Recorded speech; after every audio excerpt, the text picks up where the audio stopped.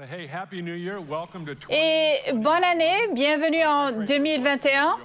Je prie pour une bénédiction sur votre vie, famille, votre vie et votre âme. Je prie pour que cette année soit très différente de l'année dernière. Le titre du message d'aujourd'hui est « Regard sur l'avenir ». Dites-le avec moi, « Regard sur l'avenir ». Vous aurez besoin de quelque chose pour écrire, du papier, votre téléphone ou votre iPad ou tout autre appareil. Je suis un grand fan, un grand défenseur de la prise de notes pour plusieurs raisons. J'ai quelques petits exercices que nous allons faire dans ce message ensemble. Outre la prise de notes, j'ai quelques petits exercices. Ne vous inquiétez pas, ne partez pas tout de suite. Nous avons récemment eu une réunion du personnel sur Zoom, une réunion du personnel de Noël sur Zoom. Nous asseyons normalement à table et nous dînons ensemble pour Noël, mais nous parlons donc normalement avec un petit groupe de personnes. Eh bien, pour l'appel Zoom, nous avons essayé de reproduire une sorte de sensation similaire. Nous sommes tous dans nos propres maisons et nous étions 300 ou 400 personnes sur l'appel Zoom. Pendant une partie de l'appel, nous avons fait des salles séparées et les gens allaient donc dans une salle de réunion avec 3 ou 4 personnes. Le nombre de personnes qui ont quitté la réunion du personnel de Noël au moment où cette info est sortie de notre bouche était surprenant. Je vous préviens donc, il y a un exercice aujourd'hui, mais il n'implique aucun autre être humain. Vous n'avez donc pas besoin d'éteindre le message. Vous êtes dans la sécurité de votre maison, donc tout ira bien. Encore une fois, si vous prenez des notes, veuillez me taguer sur Instagram pour 2 raisons. Premièrement, j'aime voir ce que vous avez entendu et j'aime voir les notes que les gens prennent. Dans l'épisode 9 de la saison 1 de la série Netflix The Crown, on voit la relation entre un peintre moderniste nommé Graham Sutherland, qui est chargé de peindre le premier ministre du Royaume-Uni, Winston Churchill, par les 2 chambres le Parlement pour son 80e anniversaire. Dans la première scène, vous voyez les 2 se rencontrer pour la première fois alors qu'ils font connaissance. Churchill demande à Sutherland quelle est sa méthode pour réaliser le portrait qui lui a été confié. Serons-nous dans la flatterie ou la réalité? Et Sutherland a répondu l'exactitude et la vérité. Et à cela, Churchill répond je ne laisse jamais l'exactitude se mettre en travers de la vérité si je ne le souhaite pas. Comme Churchill était lui-même peintre, il a expliqué que s'il y a quelque chose qu'il peint et qu'il n'aime pas, il l'exclut du tableau. Dans l'exemple qu'il utilise, si j'aime une scène et qu'il y a une usine en arrière-plan, je peins la scène, mais je ne peins pas l'usine. Alors que Sutherland prend des photos de Churchill pour l'aider dans le processus de peinture de son portrait, il y a ce petit dialogue amusant entre les 2 pour déterminer si Churchill serait assis ou debout. Sutherland voulait qu'il soit assis, et cependant, Churchill a suggéré qu'il soit debout pour avoir l'air impérieux et plus jeune. N'oubliez pas que c'est son 80e anniversaire. À cela, Sutherland a répondu « Je pensais que le tableau devait célébrer un certain âge ». Il a fini par s'asseoir et dans la deuxième scène, on voit Sutherland faire des croquis préparatoires sur papier de Churchill, assis sur une chaise. La femme de Sutherland était là en tant qu'assistante. Alors qu'il dessine, Churchill lui demande « Comment sont les croquis ?» car il ne voit pas ce qu'il dessine. Et elle lui répond « Il y a de la vérité. Churchill veut voir les croquis et n'en a pas le droit. Il offre ses conseils pour s'assurer que les croquis sont exacts, au cas où le cou serait trop épais ou les bras trop longs, dit-il. Sutherland répond « Je trouve qu'en général, les gens comprennent très peu qui ils sont. On doit fermer les yeux sur nous-mêmes juste pour pouvoir naviguer la vie. » Churchill a répondu « Et vous pensez qu'il est de votre responsabilité de faire ressortir tout cela au grand jour? » Sutherland répond « Certainement, le bon comme le mauvais. » Churchill répond « Concentrez-vous juste sur le bien et tout ira bien. » La scène suivante les montre individuellement et séparément en étudiant le travail de chacun. Ils étaient tous 2 peintres et accomplis. Churchill l'était aussi. Ils ont chacun pris une image de l'un des tableaux de l'autre et l'ont repeinte. Vous pouvez voir l'intrigue et la fascination qu'ils éprouvent l'un pour l'autre alors qu'ils aspirent à se comprendre en peignant ce que l'autre avait peint. Sutherland a peint une des œuvres de Churchill appelée Goldfish Pond, l'étang aux poissons rouges. Et Churchill a peint une des œuvres de Sutherland appelée Pastoral. Dans la 4e scène, les deux sont de nouveau ensemble avec Churchill dans son fauteuil et Sutherland travaillait encore sur le tableau. Sutherland commence à discuter d'un des tableaux de Churchill qu'il a repeint. Sutherland dit avoir remarqué qu'il y avait plus de 20 peintures de Goldfish Pond chez Churchill, lieu appelé Chartwell. Il y est retourné encore et encore. Il a repeint cet étang à plusieurs reprises. Churchill répond oui, c'est parce que c'est un défi technique, le défi de peindre le reflet de l'eau et de la lumière. Ça m'échappe, dit-il. Sutherland, se référant à l'une des peintures de Churchill de l'étang, dit « Je vois de la douleur, une douleur terrible, un désespoir terrible qui se cache comme un léviathan, comme un monstre marin. » Churchill est choqué et stupéfié par cette observation. Et Churchill lui répond « Vous avez vu tout ça? » Et oui, en effet, dit Sutherland. Churchill se renseigne alors sur l'un des tableaux de Sutherland appelé Pastoral qu'il a repeint. Il l'a décrit comme du bois noueux et des taches noires. Churchill dit « J'y ai trouvé quelque chose de malveillant. D'où cela vient-il? » Et Sutherland répond « C'est venu d'une époque très sombre. Mon fils John est décédé à l'âge de 2 mois. » Et Churchill répond humblement « Je suis vraiment désolé. » La même scène se poursuit alors que Sutherland demande à Churchill s'il a eu 5 enfants. Il dit « J'en ai 4 et Mary Gold était la 5e. » Il poursuit en disant qu'ils lui ont donné ce nom pour ses belles boucles et la couleur de ses cheveux. Elle est morte à 2 ans et 9 mois. Sutherland répond « Je suis vraiment désolé, je n'en avais aucune idée. » Churchill poursuit en disant « Nous avons acheté cette maison, Chartwell, 1 an après la mort de Mary Gold. Et c'est là que j'ai mis... » Et dans la scène, il s'arrête, puis il réalise qu'il est allé à l'étang encore et encore. Il l'a mis, l'étang, après sa mort, après la mort de sa fille. Il était confronté à lui-même. Il n'a pas réalisé la profondeur de la douleur qu'il ressentait suite à la perte de son propre enfant. Et cela se voyait dans ses peintures de l'étang aux poissons rouges. Le portrait a été dévoilé lors d'une cérémonie en son honneur pour son 80e anniversaire. Il était dégoûté par ce tableau et a dit de manière caustique « C'est un exemple remarquable d'art moderne. » Et la foule a ri. Il a été cité plus tard en disant « C'était sale, pernicieux. Il ressemblait à un ivrogne qui avait été sorti du caniveau. » Dans la scène suivante, on voit Sutherland se présenter chez Churchill lorsqu'il apprend que le tableau a été rejeté par Churchill. Une discussion animée s'ensuit et Churchill est furieux de la façon dont il a été représenté dans le tableau. Il dit qu'il avait l'air d'aller aux toilettes en poussant et poussant encore.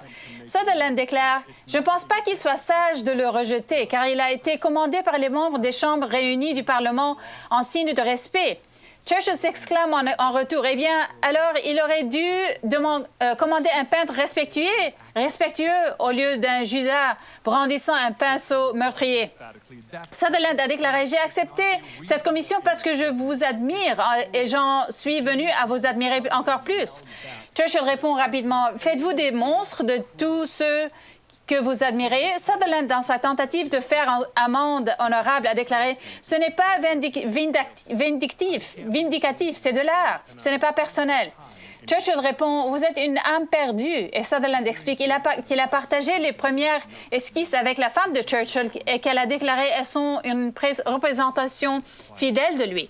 Churchill a répondu avec insistance « C'est tout l'intérêt. Ce n'est pas une image raisonnable de moi. C'est cruel. » À ce moment, Sutherland crie en retour, dit rapidement « L'âge est cruel. Si vous voyez de la pourriture, c'est qu'il y a de la pourriture. Si vous voyez de la fragilité, c'est parce qu'il y a de la fragilité. On ne peut pas me reprocher ce qui est et je refuse de cacher et de déguiser ce que je vois. Si vous êtes engagé dans un combat avec quelque chose, alors ce n'est pas avec moi.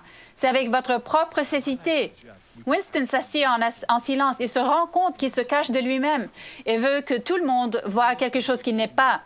Ce ce que nous oublions souvent, c'est que les hommes et les femmes que nous admirons profondément sont ceux qui ont une sacrée histoire. Il est plus facile de dire à quelqu'un de s'accepter soi-même, mais c'est un tout autre jeu qu'il s'agit de vous. Mon désir est que nous acceptions individuellement la vérité sur nous-mêmes parce que c'est de là que nous pouvons être pleinement vivants. Puis-je suggérer que nous pouvons en fait l'adorer en esprit et en vérité. Si l'année 2020 nous a donné des cadeaux, c'est le cadeau qu'elle nous a fait. Nous avons vu notre fragilité, notre déchéance, notre force et notre beauté. La dernière scène de l'épisode, vous voyez le tableau debout près de l'étang avec quelqu'un qui l'enflamme. Le tableau a brûlé entièrement. Ce qui est vrai dans cette histoire, c'est que l'artiste Sutherland a effectivement fait un portrait de Winston Churchill à la demande du gouvernement. Winston a méprisé le tableau et Sutherland a dit qu'il peint les choses telles qu'elles sont et évite la flatterie dans son travail. Il est vrai que le tableau a été détruit et beaucoup le considèrent comme un chef-d'œuvre perdu. Nous venons tous de terminer l'année 2020. Nous avons tous été confrontés les uns aux autres et à nous-mêmes aussi. Je me rends compte que 2021 a commencé et que nous avons tous dit au revoir à 2020 avec plaisir. Mais même si je ne veux jamais répéter une année comme la dernière, je ne veux pas rejeter des choses ou ignorer ce qui s'est passé et comment cela m'a marqué et comment cela vous a marqué à vous. Je voudrais nous parler un instant de la réalité que l'année dernière a été incroyablement difficile et traumatisante, douloureuse et effrayante. Dès l'instant où COVID a débarqué sur nos côtes et a plongé notre nation dans une spirale de confusion et de conspiration, alors que différentes parties de notre nation se sont retrouvées nez à nez avec la crise actuelle, nous avons eu la joie de faire l'expérience des autres et de nos points de vue très différents. Le politiquement correct est devenu la seule monnaie de survie. Alors que l'été pointé son nez, la blessure raciale dans notre nation s'est à nouveau ouverte violemment lorsque nous avons vu la mort de George Floyd et de nombreux d'autres. Puis, il y a eu l'élection qui a provoqué une anxiété sans précédent et qui continue de créer plus de confusion jusqu'en cette année. Pour certains, vous avez perdu votre emploi. D'autres ont perdu des proches en raison de complications liées au COVID. Les parents de jeunes enfants jonglent aujourd'hui plus que jamais avec leur travail et l'apprentissage à distance. Des cérémonies de remise de diplômes ont été manquées. Des mariages ont été reportés ou réduits. Des vacances de rêve ont été annulées. La vie normale a quitté la réalité et est devenue un fantasme. La fatigue du changement, la fatigue des décisions pour certains, elle a fait ressortir le pire en nous. Certaines industries ont tout simplement disparu et d'autres ont prospéré et de nouvelles ont été créées. Ce fut une année pas comme les autres. L'année 2021 révélera ce qui s'est passé en nous en 2020. Avant de passer à 2021, prenez un moment pour reconnaître ce qui s'est passé en 2020. Tout comme Sutherland a dit à Churchill, l'âge est cruel. 2020 était cruel. On peut se permettre de dire que ça a été une année difficile. C'est brutal pour certains et difficile pour d'autres. Lorsque nous regardons vers l'avenir, la douleur et les épreuves de notre chemin, c'est ce qui nous donne souvent la force pour ce qui nous attend. Personnellement, j'ai l'impression d'avoir poussé une montagne et maintenant, je peux déplacer des rochers avec facilité. C'est étonnant la force qui se construit dans la résistance. 2020 n'était pas seulement une montagne, c'était plutôt toute la chaîne de montagnes de l'Himalaya. Ce que je veux que vous fassiez maintenant, je veux que vous écriviez 3 choses sur 2020 qui ont apporté de la douleur ou une souffrance personnelle, simplement pour les reconnaître. Pour certains, il s'agit d'un petit exercice important car il sera utile de simplement les reconnaître. Je ne vous demande pas de les glorifier ou de glorifier votre douleur et votre souffrance. Je vous demande simplement d'être honnête avec vous-même. Évitons de nous flatter avec quelque chose que nous voulons que tout le monde voit ou même que nous voulons voir nous-mêmes. Comme l'a dit le peintre Sutherland, l'exactitude est la vérité. Souvent, dans les milieux chrétiens, nous préférons partager ou révéler ce qui est juste et non ce qui est vrai. À une époque où nous aimons les filtres et les applications pour que ça paraisse comme nous voulons que ça paraisse, ne brûlons pas notre propre peinture, même si vous la méprisez. Si vous avez un système de valeurs pour la vérité, alors vous accrocherez fièrement votre tableau. Si vous avez un système de valeurs pour la flatterie, alors vous brûlerez votre propre histoire. Amenez la vérité avec vous dans l'avenir, votre réalité et ce qui vous vous a donné la force d'embrasser votre avenir. Vos expériences sont l'ingrédient exact pour créer votre avenir. Je me demande si notre incapacité à accepter qui nous sommes dans la vie, avec tous ses hauts et ses bas, ses joies et ses peines, est ce qui nous empêche de nous épanouir dans l'avenir. Alors, écrivez 3 choses que je vais vous donner quelques instants qui vous ont apporté une douleur ou souffrance personnelle. Posez-les juste sur papier. Nous ne sommes pas en train de les glorifier. Nous le reconnaissons simplement pour être honnêtes avec nous-mêmes. Suivant, si vous n'avez pas fini, c'est pas grave. Ensuite, je veux que vous écriviez 3 choses qui vous ont apporté de la joie, de la paix et ou du réconfort en 2020. Peut-être qu'il y a eu un moment l'année dernière qui vous a apporté tant de joie, de paix et de réconfort. Peut-être est-ce un commentaire de quelqu'un ou peut-être quelqu'un a-t-il fait quelque chose pour vous ou quelque chose a changé? Il y a eu une percée, un miracle. Notez ces 3 choses. Comparez la douleur et la souffrance avec les joies et les réconforts et les moments qui ont eu lieu et que vous voulez célébrer et reconnaître maintenant. Pendant que vous continuez à écrire vos 3 choses, je vais continuer. Au printemps dernier, j'ai fait un message vers le début du confinement et de la quarantaine. Je partageais que nous devrions déterminer qui nous voulions être pendant cela et de l'autre côté de tout cela. Cela nous aidera à adopter une résolution claire et un objectif très précis. Pour ma part, une des choses que j'étais déterminée à faire était de rester dans la même barque que celle dans laquelle se trouve Jésus. J'ai dit, si je suis dans la mauvaise barque, je le saurai très vite. L'année dernière, mon objectif était de ne jamais quitter la barque dans laquelle se trouvait réellement Jésus. Parce que j'ai appris en lisant la Bible que la barque dans laquelle Jésus se trouve au milieu de la tempête est bien meilleure que votre propre barque personnelle. L'autre chose que j'ai déterminée était de ne pas me laisser dépasser par la saison ou les circonstances et que j'allais l'idée avec force et conviction. Pour être honnête, celui-ci a été testé de nombreuses fois, pas seulement tout au long de l'année, mais chaque jour, il a été testé de nombreuses fois, surtout quand nous gérions l'Église et toutes les opérations depuis notre cuisine, de notre salon, de notre salle à manger sur Zoom. C'était un test. Dans la foulée de tout cela, nous avons personnellement, Candace et moi, ma femme et moi, senti cette pensée sur la surface. Il y a un avenir différent pour nous. Ça nous attendait. On a été tirés, poussés et bousculés. Après l'annonce de notre décision de démissionner, quelqu'un m'a dit, « Vous avez atteint le sommet de votre profession. Vous êtes le pasteur d'une grande église et pas n'importe laquelle. Et maintenant, vous laissez tout tomber? » Pour information, le sommet de cette profession n'a rien à voir avec la taille de l'Église, n'a rien à voir avec l'ampleur de son impact ou avec les budgets. C'est quelque chose d'entièrement différent. Nous ne le faisons pas pour aucune de ces raisons. Et dès le moment où nous le faisons, nous ne devrions plus être à ce poste.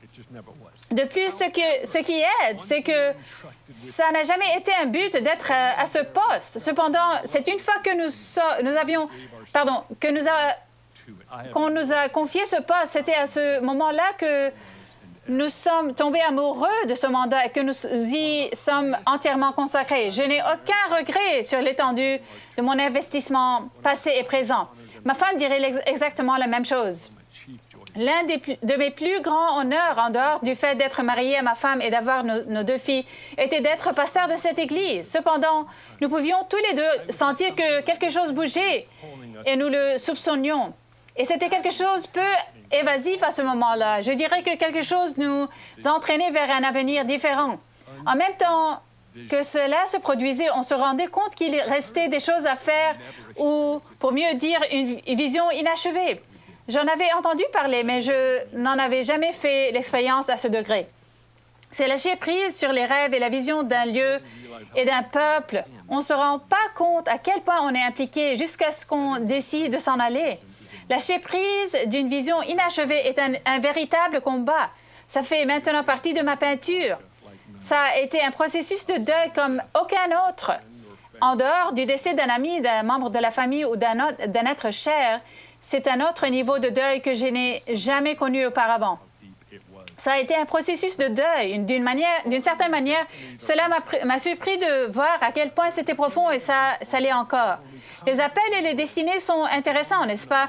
Ils sont en chacun de nous. C'est genre, lorsque nous venons au monde, nous avons envie de savoir, nous avons ce profond désir de savoir, ce désir intime de savoir pourquoi nous existons, pourquoi je suis là.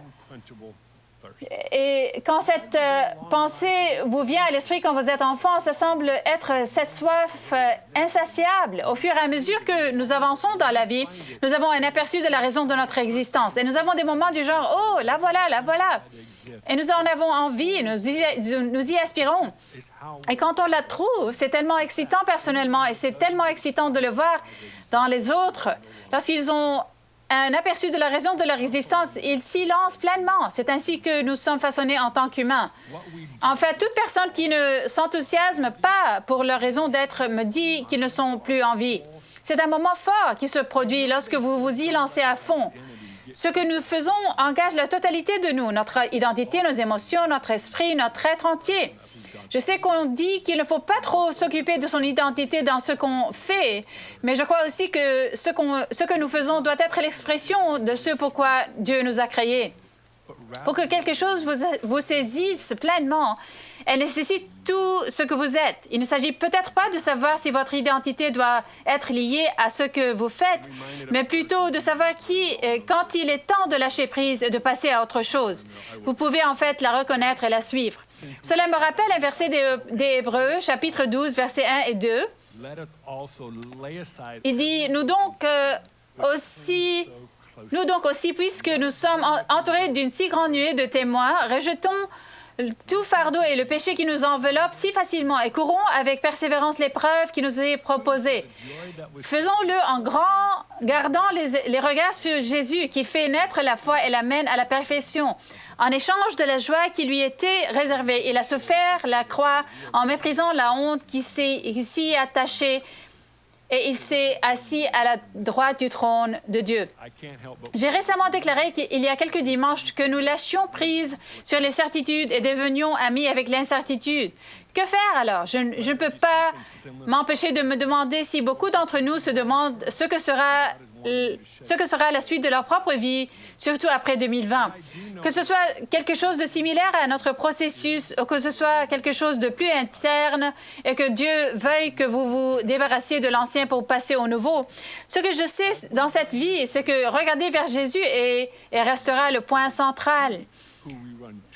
Alors que nous courons cette course qui nous est proposée avec endurance, c'est vers lui et pour lui que nous courons. Comme il semble y avoir un grand nombre de personnes qui traitent leurs secousses et changements de personnel, bien que je les ai déjà partagées, je pense qu'elles seraient utiles dans cette discussion pour les évoquer à nouveau. Il y a 5 raisons pour lesquelles il est difficile de changer. Et je vais être honnête avec vous, ces 5 choses se passent dans notre vie en ce moment. Il y a 5 raisons.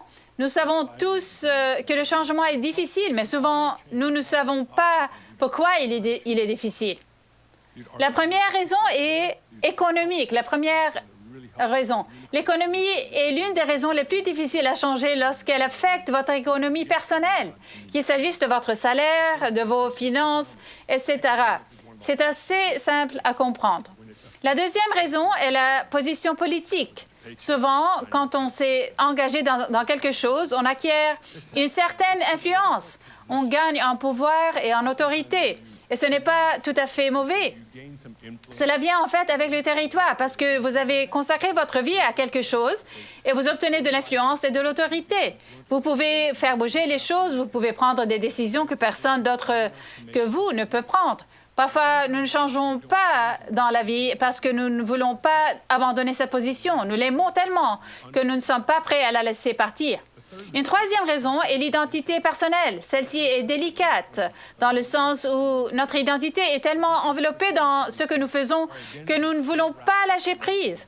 Parce que si nous n'avons plus cette chose que nous faisons, qui sommes-nous vraiment alors? Celle-ci est délicate, mais c'est une autre raison majeure pour laquelle nous, en tant qu'humains, refusons le changement. Et la quatrième est le confort personnel. Nous aimons juste être à l'aise. J'ai assez d'argent, j'ai un toit au-dessus de ma tête, j'ai un peu d'argent en plus, j'ai assez d'amis, je suis à l'aise. Je peux tout faire et tout est géré. Nous avons travaillé dur pour cela. Genre, vous avez mis 10, 20, 30, 40 ans pour y arriver. C'est toujours étrange. Il y a une chose secrète en chacun de nous, genre, Dieu, je ne veux pas y arriver. Et puis, tu me dis de tout laisser tomber, du genre, peut-on trouver un accord avant que je n'y arrive? Du genre, je veux plutôt être à l'aise, mais puis, je ne le veux pas parce que cela signifie que je devrais probablement le laisser tomber à un moment donné. Pas dans tous les cas, mais dans certains cas. Mais souvent, nous n'aimons pas le changement pour des raisons de confort personnel. Nous ne voulons pas changer. Et enfin, la cinquième raison n'est certainement pas la moins importante. C'est notre définition de la manière dont le royaume fonctionne. C'est délicat. Pourquoi? Parce que chacun d'entre nous, dans cette salle et tous ceux qui nous écoutent en ce moment, vous avez une certaine idée d'un paradigme, une vision du monde, une attente, un cadre de la façon dont vous pensez que Dieu va faire les choses ou comment le royaume fonctionne. C'est ce que Dieu ferait. Voici à quoi ressemble la vie. Nous avons cette idée de ce quoi cela ressemble. Donc, tout ce qui ne correspond pas à cela, nous disons souvent que cela ne doit pas avoir été de Dieu. Eh bien, en mûrissant dans le Seigneur, vous commencez à réaliser que tout votre cadre et vos attentes sont souvent à l'opposé de ce que Dieu veut réellement faire. Parfois, en tant que chrétiens, nous n'aimons pas changer parce que cela va à l'encontre de ma définition de la façon dont je pense que cela devrait se produire ou que je pensais que cela allait se produire. Du moins pour moi, l'un de mes plus grands défis au cours des 12 à 24 derniers mois, lorsque nous recevons une parole prophétique ou une promesse parce que nous sommes humains, nous y attachons naturellement une attente. C'est juste naturel. Vous ne pouvez pas ne pas le faire. C'est presque impossible. Dans de nombreux cas, nous fantasmons sur cette attente. Et tout à coup, nous avons ce tableau ce tableau parfait de cette promesse, de cette parole prophétique que nous avons reçue. Nous sommes du genre, c'est ça. Et nous avons investi nos émotions, notre temps, notre âme. Et si vous ne permettez d'utiliser cela comme illustration, le défi est que souvent, ce n'est pas comme ça que Dieu veut que cela se fasse. Souvent, nous ne changeons pas vraiment parce que cela ne correspond pas à ce que nous avons construit. C'est l'un des défis de cette maison d'église. Et je crois que dans les jours à venir pour Bethel, le mouvement, tout ce dont nous faisons tous partie, nous avons besoin d'une autre profondeur de compréhension pour interagir avec les paroles et les promesses prophétiques.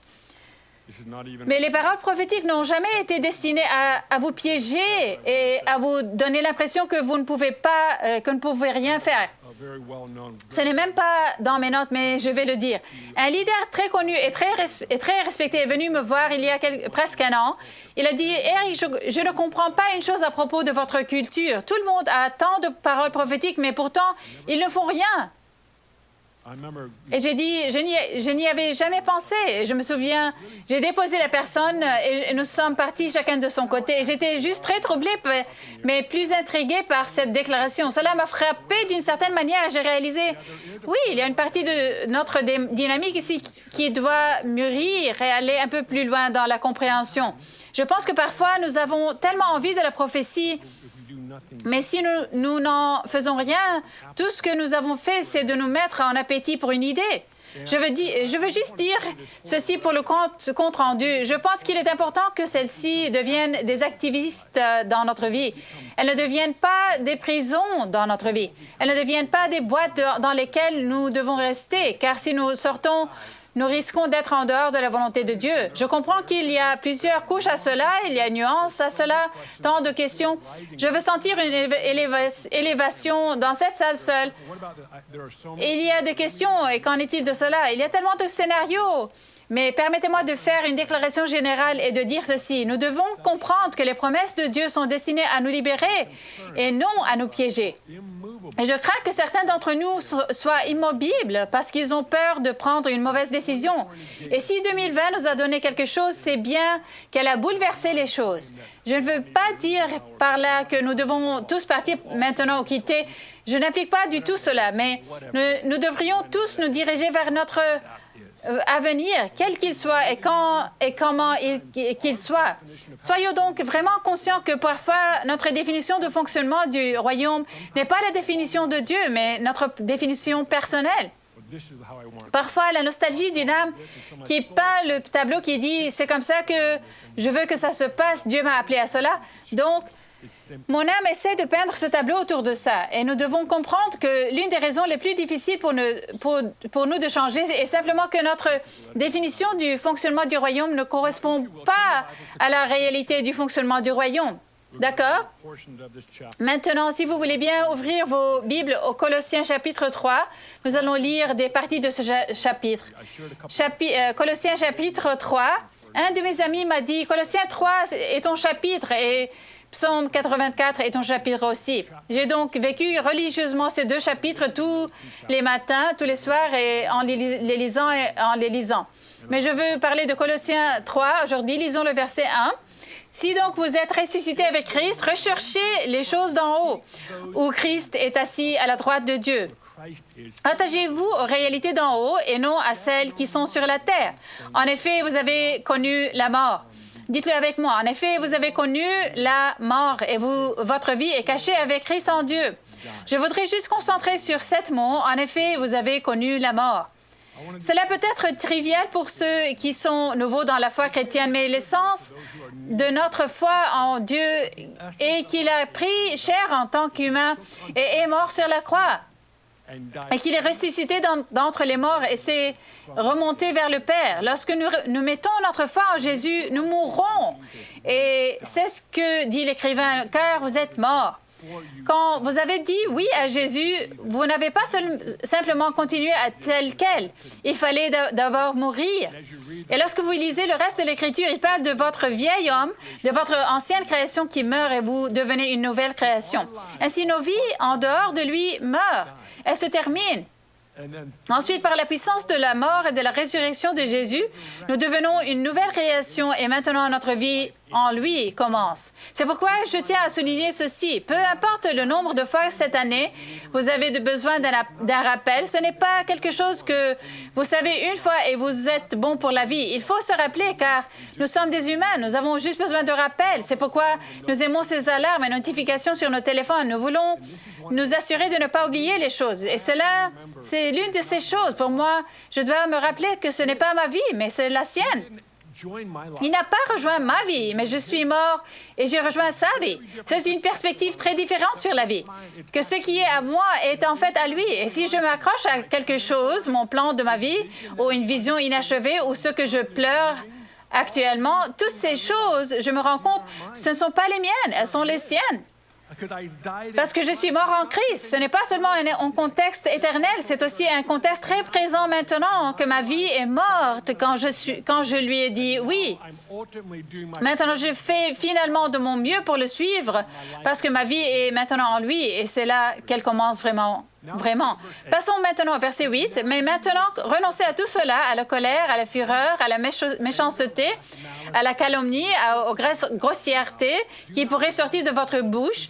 Ne vous mentez pas les uns aux autres, car vous êtes dépouillés du vieil homme et de ses manières d'agir. Vous avez revêtu l'homme de nouveau qui se renouvelle pour parvenir à la vraie connaissance conformément à l'image de celui qui l'a créé. Il n'y a plus ni juif, ni non-juif, ni circoncis, ni incirconcis, ni étranger, ni sauvage, ni esclave, ni homme libre. Mais Christ est tout et en tout. Il y a un mot sur lequel je veux me concentrer du début, renoncer. Le mot grec qui signifie en fait enlever ses vêtements. L'écrivain nous dit la colère, la fureur, la méchanceté, toute cette liste, enlevez-les. Combien d'entre vous savent que lorsque vous êtes un être humain vivant dans la société actuelle, ces mots vous parlent tout le temps? 2020 a révélé combien de colère nous avons, combien de fureur, de méchanceté, de calomnie, de toutes ces choses sont révélées dans notre vie. Si vous avez dit que ce n'était pas le cas, je ne vous crois pas. Nous avons tous été confrontés à ces choses. L'écrivain dit très bien, à la fin de la journée, enlevez-les, comme les habits. Renoncez à toutes ces choses, déshabillez-vous pour ne plus porter cela. C'est ce que l'écrivain nous encourage à faire. Passons maintenant au verset 12. Ainsi donc, En tant qu'être choisi par Dieu, saint et bien-aimé, revêtez-vous de sentiments de compassion, de bonté, d'humilité, de douceur, de patience. Supportez-vous les uns et les autres, et si l'un de vous a une raison de se plaindre d'un autre, pardonnez-vous réciproquement. Tout comme Christ vous a pardonné, pardonnez-vous aussi. C'est le verset sur lequel nous allons nous concentrer, mais par-dessus tout cela, revêtez-vous de l'amour qui est le lien de la perfection, que la paix de Christ à laquelle vous avez été appelés pour former un seul corps règne dans votre cœur. Et soyez reconnaissants que la parole de Christ habite en vous dans toute sa richesse. Instruisez-vous et avertissez-vous les uns et les autres en toute sagesse par des psaumes et des hymnes, par des cantiques spirituels. Chantez pour le Seigneur de tout votre cœur sous l'inspiration de la grâce. Et quoi que vous fassiez en parole ou en acte, faites tout au nom du Seigneur Jésus en exprimant par lui votre reconnaissance à Dieu le Père. Je veux dire, vous venez de lire ça et c'est un sermon en soi. C'est d'une beauté époustouflante, mais il y a deux mots dans ce passage. Revêtez-vous. Le schéma précédent était donc d'enlever, c'est-à-dire de se déshabiller. Revêtez-vous signifie exactement ce que cela signifie, c'est de s'habiller. C'est un mot grec différent, mais c'est la même idée, c'est de se revêtir. C'est fascinant. Nous nous revêtons de l'amour, de l'humilité, de la reconnaissance et de tout cela. Nous choisissons de nous en revêtir. Ce n'est pas quelque chose du genre « Dieu, donne-le-moi ». Je choisis d'être reconnaissant, je choisis de me revêtir de l'amour. Comme nous vivons dans un monde brisé, c'est quelque chose qu'il faut souvent nous rappeler. C'est comme quand le courant est coupé chez nous. Quand il est reconnecté, il faut faire le tour et remettre toutes les horloges à l'heure. Vous devez les réinitialiser. Parfois, dans notre vie, l'électricité s'éteint et lorsque nous sommes reconnectés à Dieu, nous devons remettre notre vie à zéro. S'attacher aux réalités d'en haut ne s'agit pas d'une seule décision, c'est quelque chose qui doit être fait encore et encore. Pour conclure ce message aujourd'hui, j'aimerais vous demander d'écrire 5 choses sur lesquelles vous allez vous concentrer pour 2021. Vous pouvez le faire sur votre temps libre. Si vous voulez commencer maintenant, n'hésitez pas. Déterminez qui vous allez être l'année prochaine au fur et à mesure que vous avancez et ce que vous serez et qui vous serez à la fin de l'année. Nous savons tous que le 1er janvier 2021 a mis fin à l'année civile, mais il n'a pas mis fin à la folie de 2020. Souvenez-vous, ce qui s'est passé en nous l'année dernière, je crois qu'il sera révélé en nous cette année. Si un élément de votre tableau personnel vous déplaît, ne le brûlez pas, embrassez-le et laissez le Seigneur le racheter. Veuillez vous lever avec moi. Je vais terminer par une prière. Je voudrais donner un moment aux personnes qui écoutent en ce moment sur YouTube ou Bethel.tv ou éventuellement le podcast. Il existe plusieurs groupes de personnes différents maintenant. Il y a un groupe qui n'a jamais donné sa vie à Jésus. Vous avez admiré Jésus. Peut-être que n'avez-vous jamais entendu parler de Jésus ou peut-être connaissez-vous quelqu'un qui suit Jésus. Ils sont peut-être un bon exemple ou peut-être pas. Mais néanmoins, vous êtes conscient de Jésus. Je veux donner une opportunité ici. Si vous regardez en ligne en ce moment, il suffit de le mettre dans le bavardoir et nos équipes sur le bavardoir nous pourront vous aider et se connecter avec vous. Mais ce que je veux dire, c'est ceci. Si vous vous rendez compte que vous ne lui avez pas donné votre vie, en d'autres termes, vous vivez votre propre vie et vous voulez faire un pas vers un avenir beaucoup plus brillant et beaucoup plus beau, cela ne veut pas dire que ce sera plus facile. Il a été très clair sur ce point. Mais je vais vous dire, c'est remarquablement mieux. Parce que dans des moments comme l'année dernière, je n'ai aucune idée de la façon dont les gens ont vécu celle-là sans avoir Dieu pour courir vers lui. Beaucoup de gens ont couru vers des substances, beaucoup de gens ont couru vers des drogues, des choses dans la vie pour essayer d'assouvir le désir et la douleur qui leur ont été infligés au cours d'une année compliquée. Mais nous, en tant que chrétiens, en tant que disciples de Jésus, devinez quoi, nous pouvons courir vers lui. Il est le seul à pouvoir s'en occuper.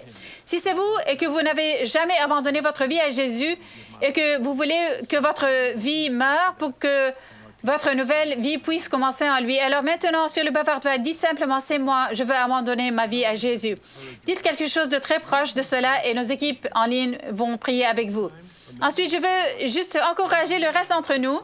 Peut-être avez-vous suivi Jésus pendant une courte période, ou peut-être toute votre vie et vous vous rendez compte que le courant a été coupé et que vos horloges ne fonctionnent pas du tout. Vous ne savez pas quelle heure est-il. Honnêtement, de façon compréhensible, vous avez été dérouté à cause de la dernière année de notre vie. Si c'est vous et que vous avez déjà consacré votre vie à Jésus, alors maintenant, je vais prier pour ce groupe de personnes spécifiques, que le courant reviendrait et que vous seriez capable de remettre vos horloges à l'heure, de réinitialiser votre vie pour réaliser. Je vais me concentrer sur lui, je vais enlever toutes ces choses et je vais me revêtir de ces choses qu'il veut que je remette.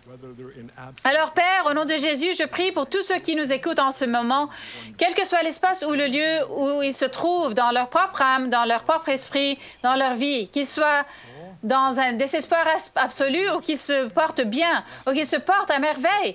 Je prie en ce moment pour qu'une bénédiction soit accordée à leur cœur, à leur âme et à leur vie, qu'ils connaissent la bénédiction du Seigneur, la paix de Dieu, qu'ils fassent l'expérience de la partie de refuge de toi, que tu es un refuge que l'on peut courir vers toi.